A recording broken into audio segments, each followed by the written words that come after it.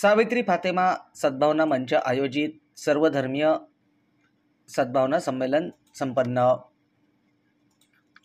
सैनिक लॉन येथे सावित्री फातेमा सद्भावना मंच आयोजित सर्वधर्मीय सद्भावना संमेलन संपन्न झालं। यावेळी खासदार निलेश लंके, माजी नगरसेवक अभिषेक कळमकर यांची प्रमुख उपस्थिती होती। शनिवारी 22 फेब्रुवारी रोजी दुपारी 5 वाजता या संमेलनाचं उद्घाटन थाटामाटात संपन्न झालं। या कार्यक्रमासाठी विविध ठिकाणी अतिशय उल्लेखनीय काम करणारे आमचे ज्येष्ठ मंडळी या ठिकाणी उपस्थित आहे। म्हणजे बरेच बहुतेक वर्ष मला कीर्तनकार, प्रवचनकार सुद्धा या ठिकाणी पाहायला मिळालेले आहे। आणि आज खऱ्या अर्थाने ज्या सद्भावना मंचाने जो कार्यक्रम आयोजित केला त्यांना मी धन्यवाद देतो, कारण आज खऱ्या अर्थाने सर्व धर्म समभाव सद्भावना मंचाच्या विचाराची गरज खऱ्या अर्थाने समाजाला या ठिकाणी आपल्याला पाहायला मिळत आहे। समाजामध्ये वेगवेगळं समाजामध्ये विद्वेष निर्माण करण्याचं काम जाणीवपूर्वक हल्लीच्या कालखंडामध्ये केलं जात आहे। त्यामुळे तुमच्या सर्वांच्या विचाराची गरज आज समाजाला या ठिकाणी आहे। त्यामुळे निश्चित अतिशय चांगल्या कार्यक्रमाचं आयोजन केलं। या कार्यक्रमासाठी अनेक मान्यवर महाराज सत्यपाल महाराज सुद्धा या ठिकाणी थोड्याच वेळात येणार आहे। आमचे हरिभक्त परायण सोपान काका आवटी या ठिकाणी उपस्थित आहेत। महाराज बरे ना, आमचे दुसरे हरिभक्त परायणच मी त्यांना म्हणतो, कारण सगळ्या म्हणजे सगळा पुराणाचा जेवढाच अभ्यास तेवढा आमच्या ज्ञानेश्वरी भागवताचा सुद्धा अभ्यास असणारे आमचे आदरणीय गुरुवर्य डॉक्टर सय्यद आणि सर्वच या ठिकाणी आमचे धर्मकीर्ती महाराज सावंत परभणीवरून या ठिकाणी कार्यक्रमासाठी उपस्थित आहे। मौलाना सलीम साहेब दिल्लीवरून या ठिकाणी उपस्थित आहे। आमच्या प्राध्यापिका आमच्या स्मिताताई पानसरे या ठिकाणी उपस्थित आहे। हरजितसिंह वधवा या ठिकाणी उपस्थित आहे। आमचे ज्ञानेश्वर महाराज वाबळे आळंदीवरून या कार्यक्रमासाठी आले। विठ्ठलाबा महाराज मोरे सुद्धा साहेबांनी आपले विचार या ठिकाणी मांडलेले आहेत आणि निश्चित प्रकारे हे विचार सुद्धा आदर्श बनावे लागतील। साहेबांनी सांगितलंय की सर्वदूर गेल्या 4 महिन्यापूर्वीपासून जे संपूर्ण देशामध्ये असो किंवा या महाराष्ट्रामध्ये विष पेरायचं काम कशा पद्धतीने चालू आहे। आपण सर्वजण सार्वजनिक जीवन जगत असताना प्रत्येक जणाचा कुठं ना कुठं व्यवसाय असतो, खाजगी काही ना काही काम करत असतो, परंतु त्याही पलीकडे समाजाला काहीतरी देणं लागतं म्हणून प्रत्येकाची एक झटपट असते। आणि त्यामुळं इथं खूप असे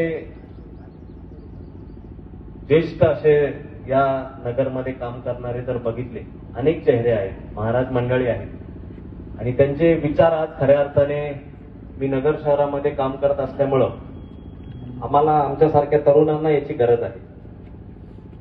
निश्चित प्रकारे आपण मार्गदर्शन येणाऱ्या काळामध्ये करावं आणि साहेबांनी जसं सांगितलं सर्व धर्मगुरूंना ज्यावेळेस सर्व एकत्रित येतील तर मोठ्या संख्येने याचा संदेश महाराष्ट्रभर पसरेल की खासदार साहेबांनी असा एक पुढाकार घेतलाय आणि निश्चित प्रकारे आपण सर्वजण याला कुठं ना कुठं एक खारीचा वाटा म्हणून आपण सर्वांना एकत्रित करू।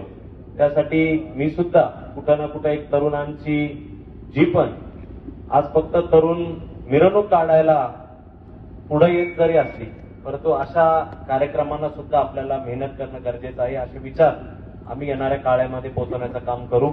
एवढंच आजच्या या कार्यक्रमाच्या निमित्ताने आपल्याला सांगू इच्छितो आणि या कार्यक्रमाला मी माझ्या वतीने शुभेच्छा देऊ या ठिकाणी थांबतो। करी दंडवत विश्रांती पावलो सांभाळा उत्तरे वाढले अंतरे प्रेम सुखे कृपेच्या उरसे डवरली ही काया नव्या नारीसे उद्धरिलो तुका म्हणे मज न घडता सेवा पूर्व पुण्य ठेवा ओढावला। बघा, या देशाची समतेची, बंधुभावाची, एकोप्याची एक फार मोठी परंपरा आहे आणि हीच परंपरा दरवेळेला वरचढ राहिलेली आहे। थोड्याशा काळासाठी, मधल्या काळासाठी काही वेळेला दुःखाचं द्वेषाचं सावट येतं, पण त्याचा असा अर्थ नसतो की सदैव भारतामध्ये दुःखाचे डोंगर असतात, द्वेषाचे डोंगर असतात. असं बिलकुल झालेलं नाहीये. भारताची 2,500-3 हजार वर्षाची समतेची, बंधुभावाची, एकोप्याची इतकी चांगली परंपरा आहे की या देशाचा आदर्श जगातल्या सगळ्याच देशांनी जवळपास घेतलेला आहे.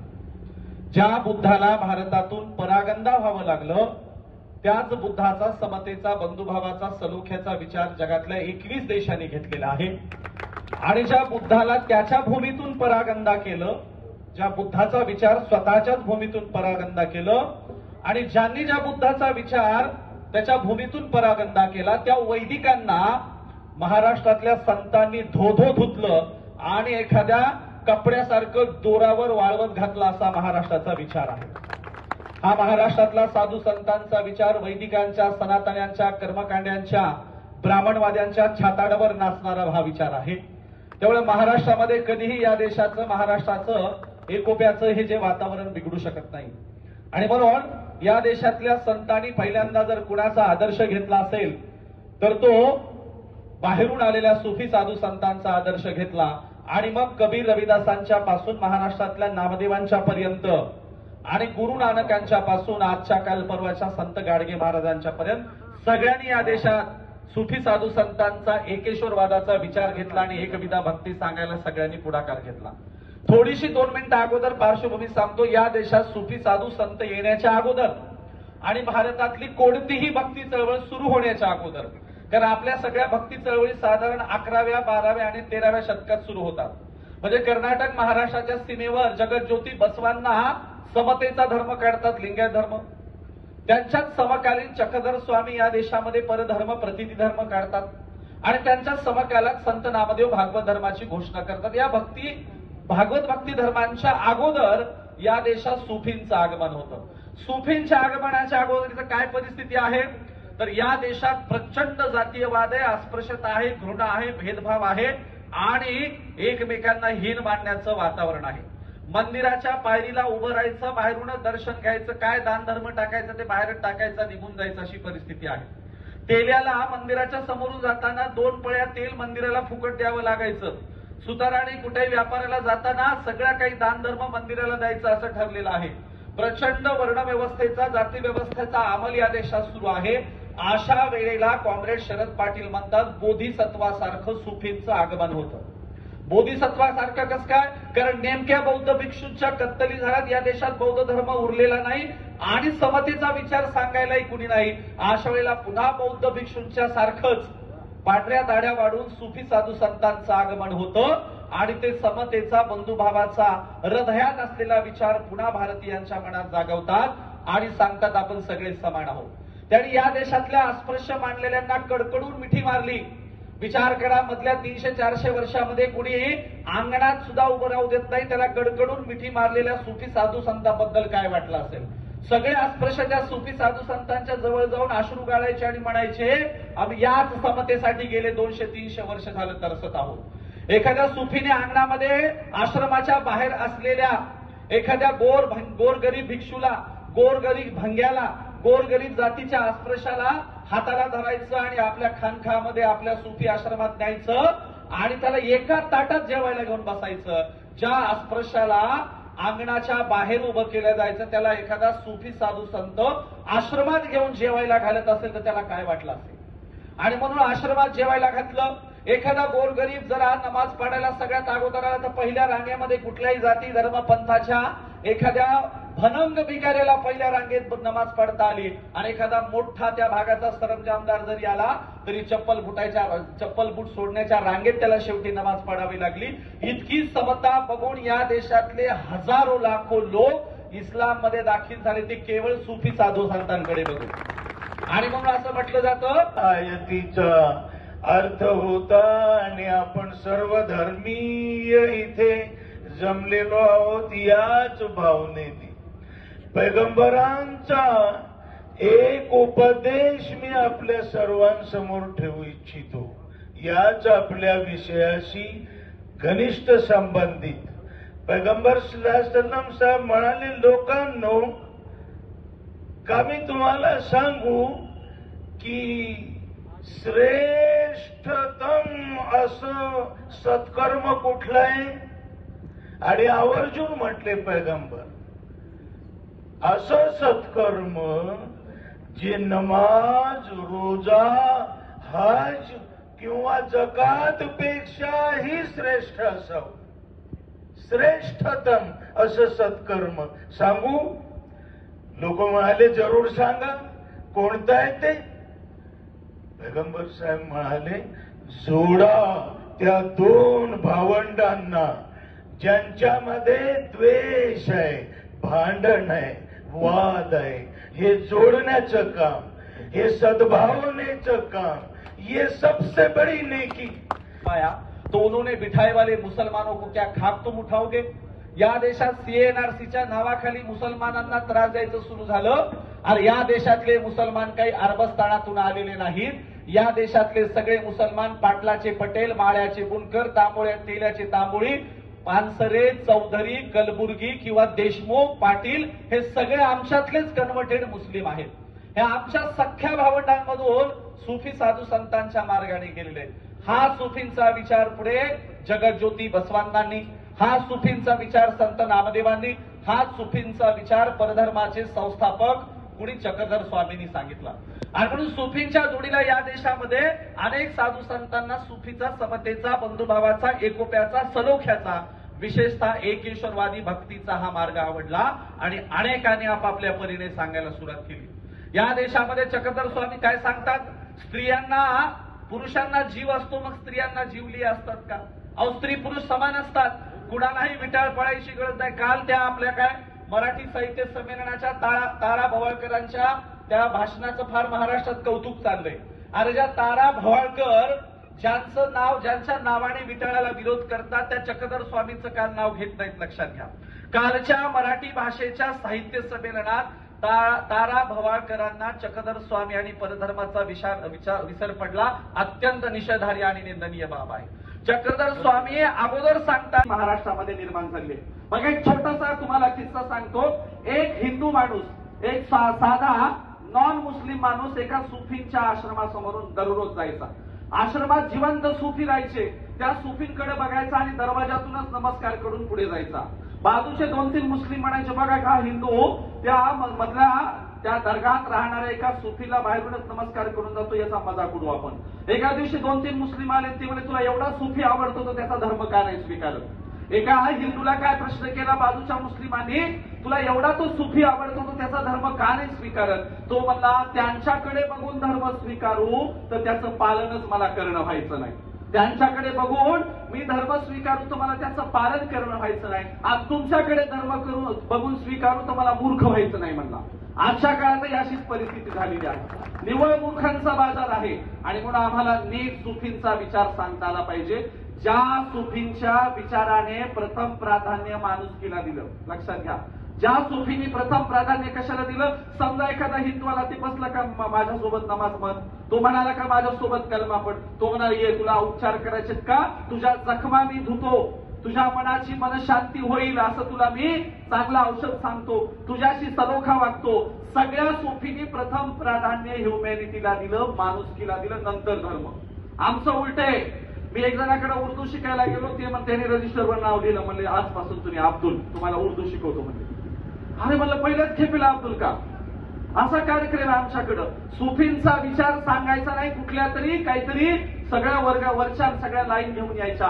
अगोदर सुफी सांगा, सुफींचा सद्भावना सांगा, त्यांची माणुसकी सांगा, त्यांचे किस्से सांगा, हदीस सांगा, आणि मग बघा लोक तुम्हाला चांगल्या पद्धतीने समजून घ्यायला शिकतील. पण आमच्याकडे उलट झालं हो. पैगंबर साहेबांच्या हयातीत सुद्धा त्यांनी कधीही आताच्या सारखा, म्हणजे आज जे आमच्या परिस्थिती चालली असं ते वागलेले नाही. अहो, त्यांच्या समोर तर एका मस्जिदीमध्ये एका देहाती अरबी गवार म्हणजे पागल मूर्ख माणसाने येऊन लग्नी केली पैगंबर साहेबांच्या समोर. काय झालं?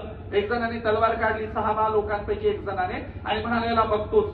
पैगंबर साहेब म्हणाले तुझ्या हातातले तलवार अगोदर म्यान कर, आणि जिथे त्याने लग्नी केली त्या जागेवर 2 बकेटी पाणी टाक.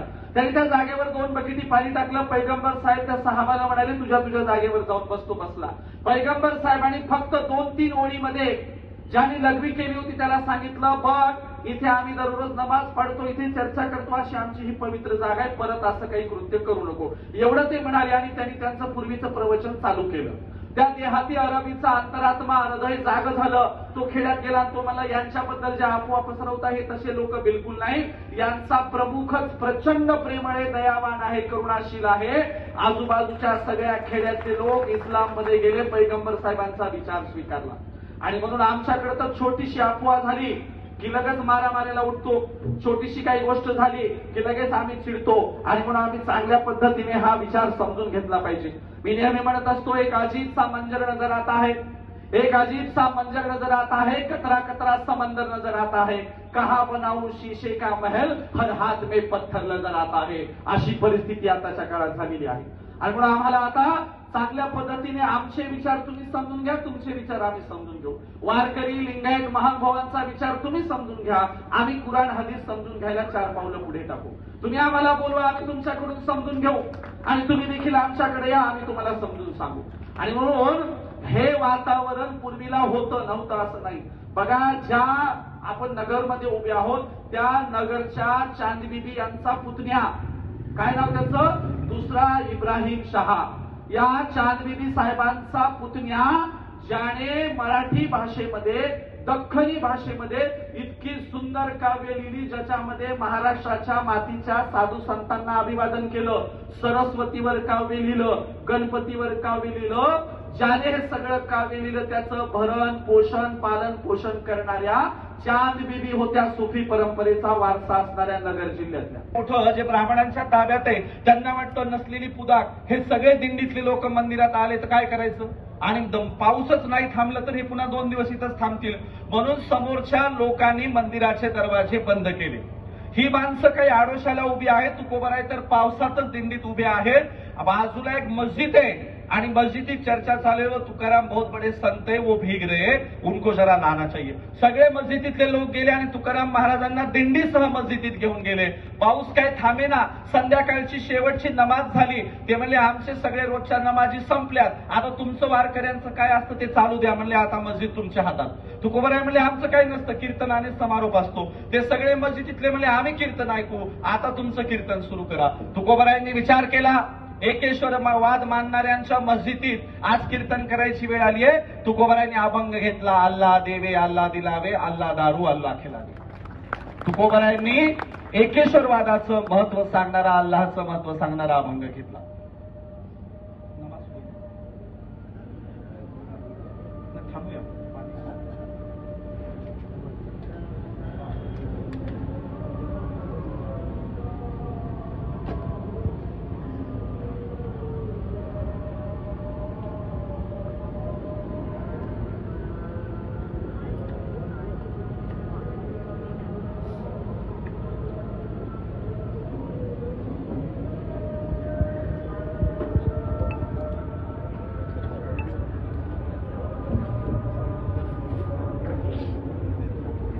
मौज मजा मस्ती मध्ये रमते मन, निसर्गात नंदनवन साई बन. मौज मजा मस्ती मध्ये रमते मन, निसर्गात नंदनवन साई बन, साई बन. सुटीचा आनंद लुटू झाडी हिरवीगार, प्राणी पक्षी कारंजे धबधब्याची धार. ला ला ला ला ला ला ला ला ला ला ला ला ला ला. निसर्गातलं नंदनवन साई बन, साई बन. टेन्शन पासून राहू दूर, आनंद घेऊ पुरेपूर. अल्पावधीत लोकप्रिय झालेलं पर्यटन स्थळ साई बन.